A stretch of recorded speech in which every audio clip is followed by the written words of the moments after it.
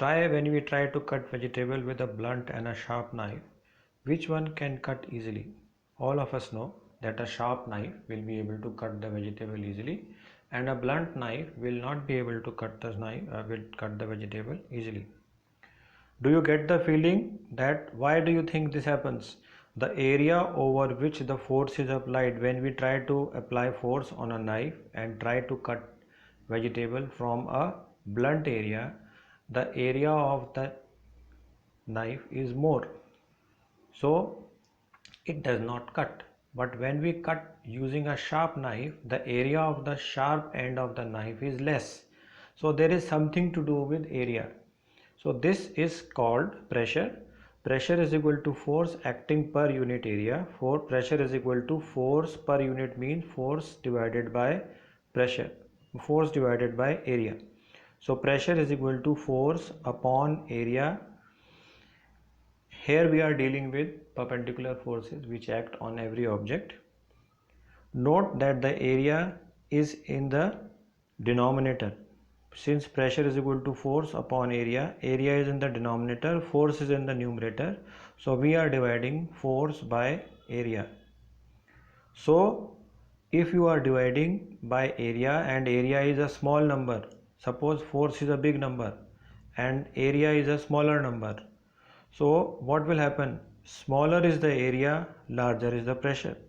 That means if you are dividing by a small number, the answer will come more. Whereas if you divide, that is if you replace area with a bigger number, then the answer will come small.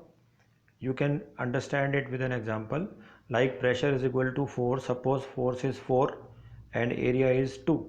So what is the answer? 4 upon 2 is 2. Now if force is equal to 4 and area is equal to 5, what do you think? The answer will come more than 2 or less than 2? Obviously the answer will come less than 2, the answer which we got earlier. So if the numerator is big and the denominator is small, the answer is pressure is equal to more. If the numerator is small and the denominator is big, that means if the force is less and the area is more, then the pressure is less. So the smaller is the area, higher is the pressure. That means if the denominator is small, pressure will come, answer will come more. The area of the pointed end of the nail is smaller. Since the nail has pointed end which is smaller than the bead, so same force produces a pressure sufficient to push the pointed end of the nail into the wood. So we get the answer, why does the pointed end of the nail go into the wood? Because the pointed end is having less area. Less area means pressure will be divided, pressure is equal to force upon area which is less. So when you divide by a smaller number, pressure comes more.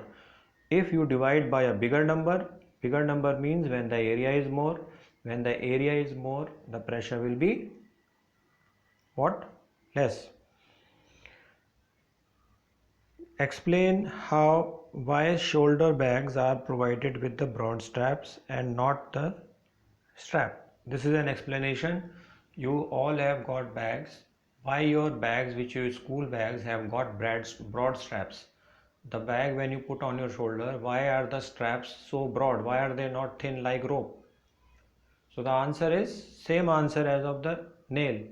The area of the strap is more, so it puts less pressure on your shoulders. If you carry a plastic polythene bag with weight, some things inside, it causes pain in your hand. Why does it cause pain? Because the area of the handle of the plastic bag is less. So when the area is less, pressure is more. Similarly, there are many other examples where pressure is explained based on the area and the force. So objects, you have understood that objects which have more area, the pressure will be, when the area is more, the pressure will be less, and when the area is less, the pressure will be more. Likewise, there are many other examples which you can understand where the area decides the pressure acting on an object.